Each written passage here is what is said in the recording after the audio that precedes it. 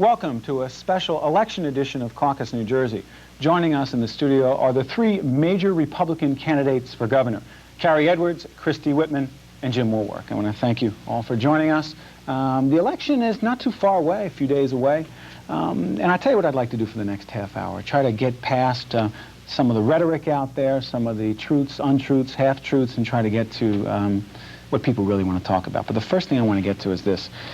Help us clarify something, Cary. There's some press accounts right now that talk about the fact that Mrs. Whitman has been looking for an apology from you for something she believes you said, and that was simply this, that on a recent television program, she says that you said that you, quote, resented running against a woman in this race. Did you say that? I didn't say that. The exact words, no, and it was in response to a question about running against a woman and obtaining the women's vote. It's a very long response. It's a frustration to have to go out and communicate to some extent on a very special basis when you are running against a woman. The extensive background I have on women's issues, raised in a single-parent household, all the work that I've done, I think, on women's issues. No, I don't... So the comment was taken out of context? I think it's out of context, and I think it's bringing an unnecessary issue into the race that I didn't bring in, no reporter bring in. No reporter bring in, but Mrs. Whitman's campaign has brought into this race. Is it a non-issue? I hope it would be a non-issue. Okay. Yes, I hope gender would be a non-issue. A non-issue, Mrs. Whitman? Well, Steve, you know, given the fact of the joblessness, the economy, is it a non-issue? Well, I would have not said anything about that particular one if it hadn't been a history. Back in April, Cary said that if she weren't a woman, she probably wouldn't be running for governor.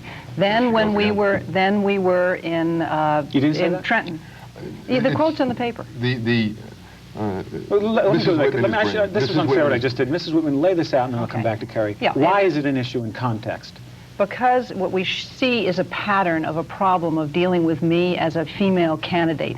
Because then again, I started to say is in Trenton when we were speaking to the tourism industry, one of the things he said, this is more than just about who has the prettier face. I mean, that's an insult to the voters of New Jersey. They're not going to decide this on the fact that I'm a woman. They're going to decide this election based on issues. That's what it's all about. So when the third remark came, then to be followed up by alluding it or trying to make it seem as if I've never had a job, all that is kind of demeaning. Well, let's make that clear. What happened in the last debate, one second, Senator Wallwork, what happened in one of the last debates on New Jersey Network was that a woman came up and said that, as I read the account, as I watched the program, a woman came up and said that she wasn't working, and Christy started talking about her economic program, and you said something like, she needs a job now. Christy responded, and you said something like, quote, at least I have had a job in my life. Christy said, why don't you offer her a job? No, I said, are you offering her a job? Right, and you said... And I said, at least I've had a job.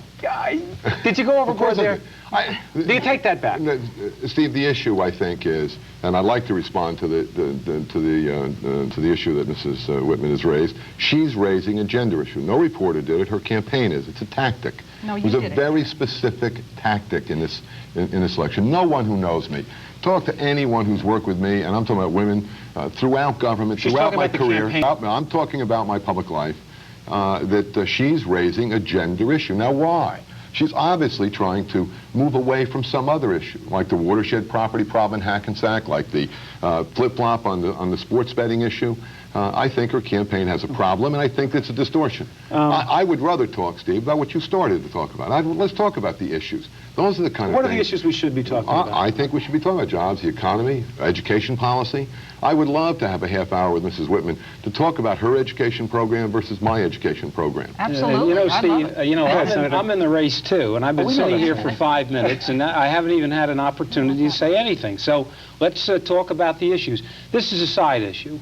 And it's unfortunate it came up in the campaign. I think I addressed the issue. So what should we be talking about? Well, we certainly shouldn't be talking about women in politics. They belong in politics. Tell us what we should be talking about, We should be talking about jobs, because jobs are the #1 priority, and that's what people in the state of New Jersey are interested in. So you have said, Senator, you're the only candidate of the three who has said publicly that you would repeal the $2.2 billion left of the Jim Florio Democratic legislature passed tax package.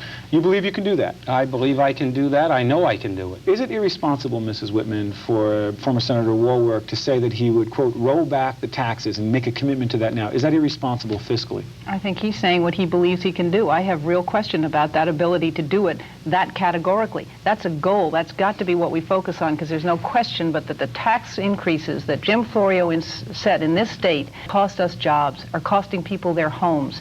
That's what the burden is, and we have got to roll those back. But that is going to take time to reach that because of the fact that so much spending went along with it. And we have got to do two things: control government spending and stimulate the private sector, because you're not going to cut your way to $2.2 billion. I don't believe that. Okay, so you can't say the same thing, Steve. All three of us so are what's saying the difference, exactly. Cary? I think the difference is, what are we saying specifically we're going to do, and do we have the skill and the ability to do it? Now, I want to roll back 4 taxes, and I want the legislature to do that by June 30th of this year. Income tax, research and development tax credit, investment tax credit, and elimination of the double taxation on subchapter S small businesses in New Jersey. Those are specific things I think the legislature should do with the $500 million they say they're cutting out of the budget. I think that should be done now. Well, whatever it may be, and if they don't, they said 500, not me. Does that make sense? What are you talking about? It's very specific. I have supported I the want to see S&D. specificity is what I'm looking for. And are you saying that Mrs. Whitman is not being specific? She's not specific at all. Steve, I have an entire blueprint. It's feel good. I have an entire blueprint for economic revival in the state of New Jersey that is very specific. The R&D tax credit is there. You say that's specific. Christy, it's there. Not so wait a minute, she talks about a research and development tax credit, right? Is that specific? When? In the economic Let me say this.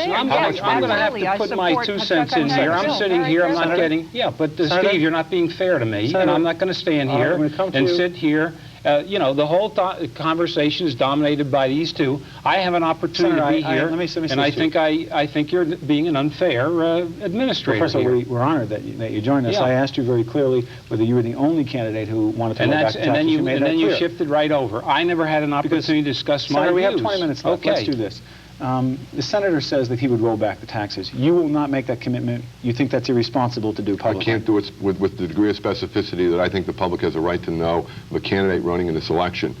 Big problem, and politicians are always getting blamed for making representations and then not being able to keep them. When they get there, they say, oh, geez, I didn't understand, or I didn't know.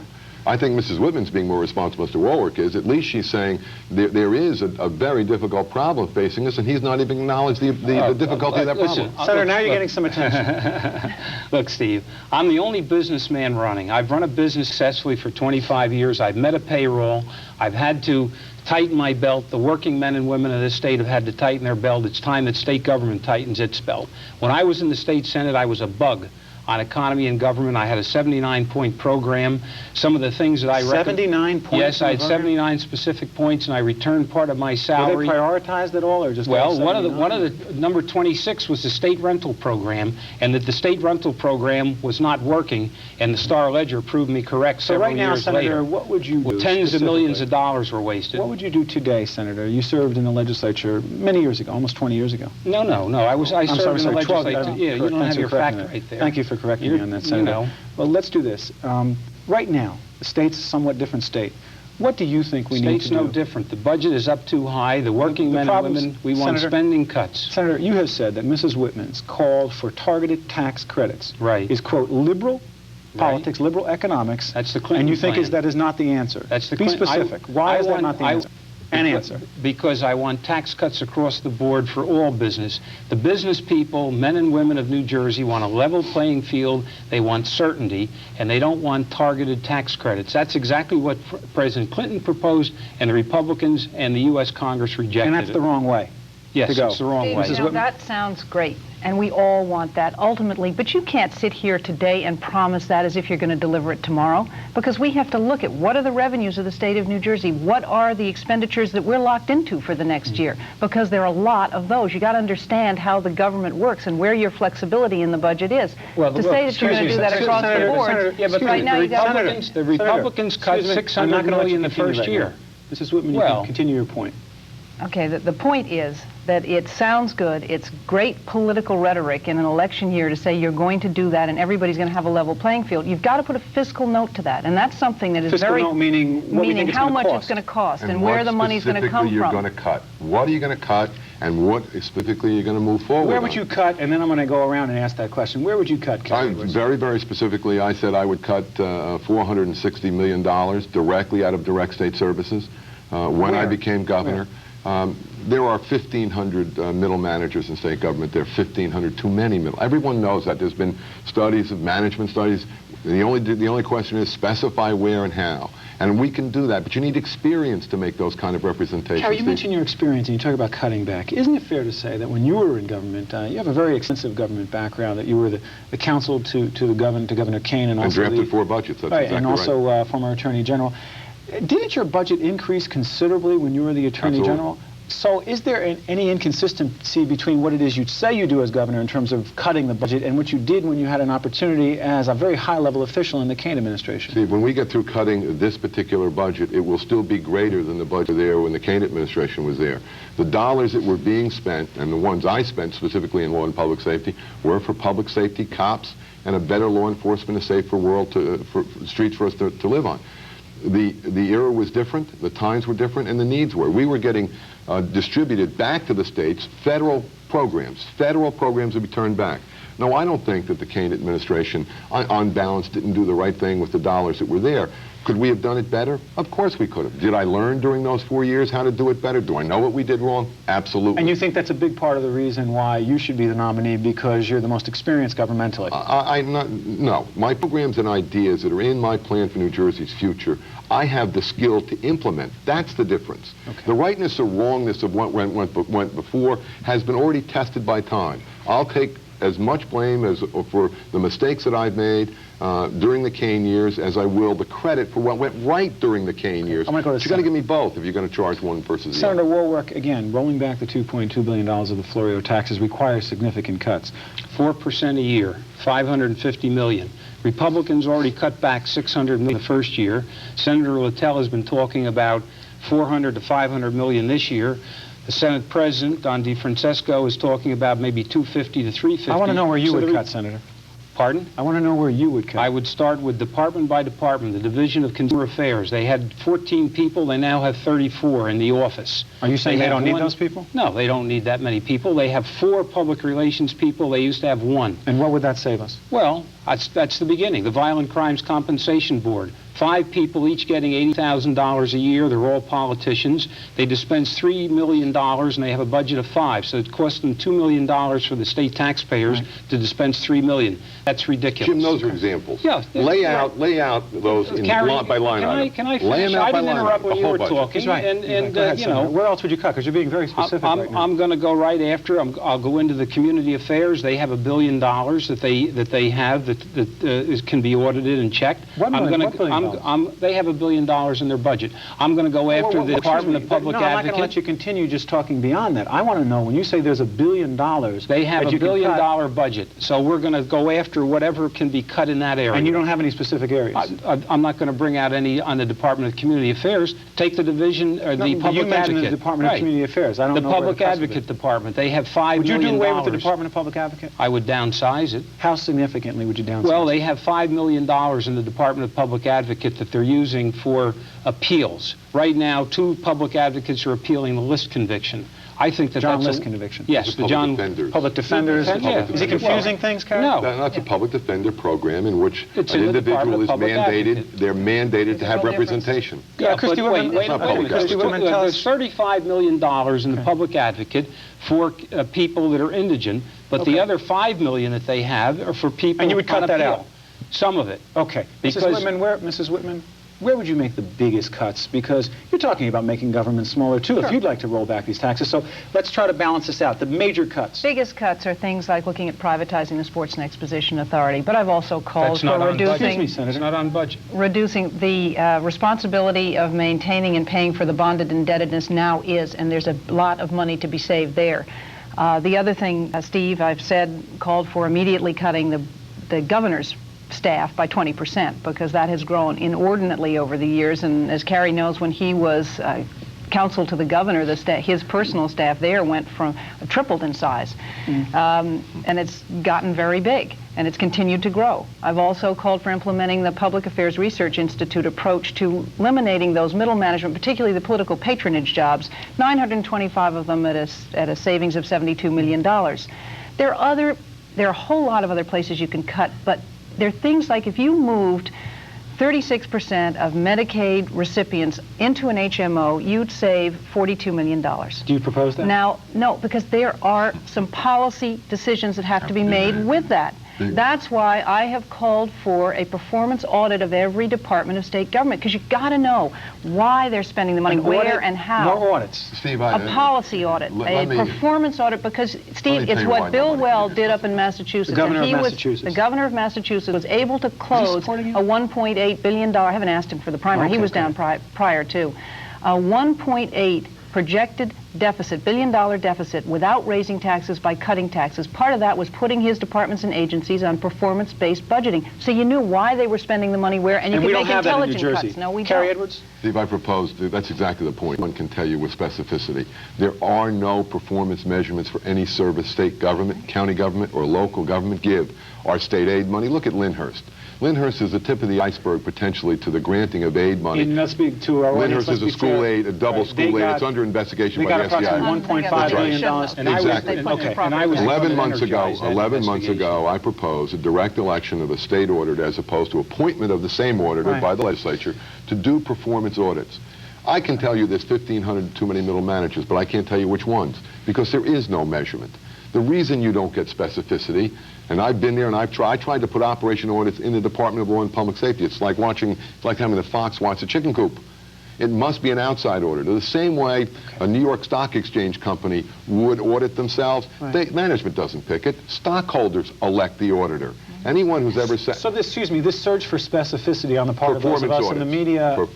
isn't attainable unless you're there and have a staff of 3,000 to go look. Let's try and this. Even then it's not attainable because you do need, and it doesn't exist, Steve, you need measurements. Performance auditing is... So your position with Christy Whitman is pretty... We are absolutely on target. I want to talk about Mr. education. Wallwork doesn't agree. I want to talk about education policy. Let me come back for a minute because I had legislation in when I was in the state Senate to wipe out the political pension programs. Would you like to talk about education? I'd like to talk about the political pension programs because I want to finish that off. We're going to talk about education. I don't know, Steve, what your problem is with me We're going to talk about the issue of education. This is really unfair. The fact that, Mrs. Whitman, there's been a lot of attention paid to the fact that on the same day that you put out your education, I'm not sure exactly what it was called, but your major educational speech. Blueprint for Better Education. Blueprint for Better Education. On that same day, you did not vote in your local school board election. Many people watching this program, most people probably know that. But what surprised me, and I'm sure many other people after that, was that you had never voted in a school board election. Do you think that the fact that you have not voted in a school board election and that your children go to private schools in any way challenges your credibility when you talk about public education and what you would do as a governor regarding public education? No, Steve, it doesn't, because there are so many different issues that a governor faces with which they have not had experience, and yet they're able to relate and able to understand. I've spent a lot of time. There were particular reasons when I didn't vote in the Far Hills election because that was a sending district. No. The most recent ones I missed because we are now in a district where we have our school, and I was well aware and following those issues. But you haven't lost your credibility on this because you haven't participated. No, because what I have put out in believe me, my opponents have tried to ensure that occur, but it is not with the people because the specificity of the Blueprint for a Better Education, the fact that I have been talking to parents and with parents, that I've been involved, I've been to visit the schools, I have visited the schools, I've spent time in them. It's not just if you send your children there exclusively. But if you understand what the problem is... I'll get to you, Cary, in a second. Why didn't you send your children to public schools? I sent my children to the same school that I went to, sisters went to, and my mother and grandmother kept going during the war. It was a school that we've been to for years and years. But as a public person who has a chance to be governor in this state, is it fair to say that in some ways you're a role model, and that if you don't believe in the public schools for your own children, then why should any citizen in the state? Are you going to say that of the President of the United States? He's chosen a private school for his daughter now. He did what was best for his children. I sent my children to a school that... Yes, Steve, a legitimate response? Two things, yes. Believing in the public school system is important. She also supports a voucher program, which is a voucher to private payment to private and public schools. And how would that work? Explain that to the audience. Well, I don't want to explain it because he keeps getting it wrong. Well, what do you think it is, and then you'll tell us what you think it is. Let me hit the education. And then you can tell us. Let me hit the educational issue if I can, very quickly. If I can hit the education. I'm going to get you on education in a second, Senator. I think $4.6 billion of the state budget goes for education. Almost $5 billion in property tax money all goes to education. That is not a casual issue. Whether Mrs. Whitman has personal experience in education and someone else who's running against her does is an issue. It's not that a governor has to know everything, but when you're talking about 1/3 of the expenditures and one of the primary responsibilities of state government, mandated by the Constitution, my education program and Mrs. Whitman's education program are starkly different. And I would love to debate her, not on her experience in the education world, because she doesn't have it. I do. I think that's an issue. But let's talk about, at some point in time, just the thing like the voucher issue. Let's talk about community schools. Let's talk about her blueprint, which is tinkering, mine, which is substantial and fundamental change. Senator Wallwork, the fact that Mrs. Whitman has not voted in school board elections, the fact that her children go to private schools, do you think that she, as I asked her, has lost her credibility on the issue of education? That's up to the voters to decide, I'm asking Steve. you what you think. That's up to the voters to decide. Well, you said she doesn't have credibility on a whole range of other issues. Well, that was missed that vote, too. I missed one vote. Oh, you didn't vote in the last school board election either. Yeah, but there was no election because in our town, one person was running for two seats. Well, it was the same community. But I voted. No, she's in a different community now. Right. Different community, but I voted. What are your ideas on education policy? And with respect to Mrs. Whitman, Mrs. Whitman's plan for vouchers, that makes sense? Well, I like parents. Look, first of all, my daughter went to public school and private school and college here in New Jersey. I'm a product. I graduated from the Montclair public school system. My wife graduated from the Orange school system in College High, which was a private public school.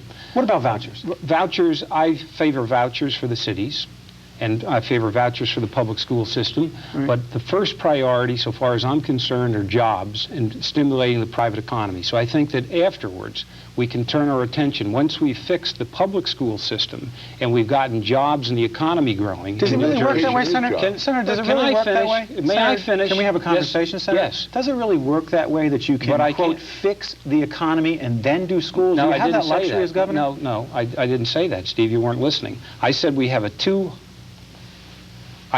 thing here. We've got to fix the public schools and we've got to have expanded economy. Right. Once we deal with the public schools and we deal with a better economy, then I would be for, because I'm for initiative referendum, debating voucher systems for private and parochial religious schools and let the public make a decision on that, because it is going to cost a lot of money. In my judgment, we have to get better economy going in the state. We have to fix the public schools. I'm the only one that's called for the state to take over the Newark public school system. That makes sense in your opinion? It does. And I represented Newark for 8 of my 16 years. I'm going to get the response from, is that okay? Can I get a response from your opponents on this? Sure. Is that, Mrs. Whitman, Fine. you could respond to the senator in any way you choose to. Let me talk about the vouchers, because that's been made, Cary's made that into such a huge thing. I support choice within the public school system. But I have spent, and that's the correct terminology, because voucher means the public money's following child to a private or religious-based school. And I support choice in the public school system. But I can tell you, I have spent too much time talking to parents, and particularly here in Newark, who have looked me in the eye and said, you give me choice within this public school system, you're doing nothing for my child here and now. It's no real choice, you've said. It's no choice. The system is failing.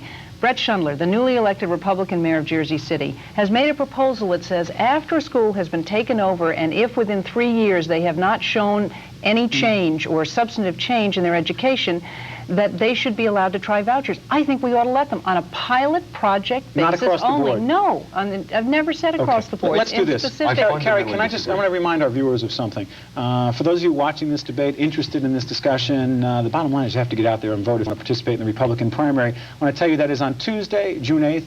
The polls open at 7 a.m. and close at 8 p.m. Cary Edwards, go ahead. You got about 2 minutes left. Vouchers mean that the state pays, which you're not paying now, for people, for students to go to public, for people to go to public and to private and parochial schools. Children that are going there now would get paid, were not being paid before. No, you can create choice. Let me finish, Christine.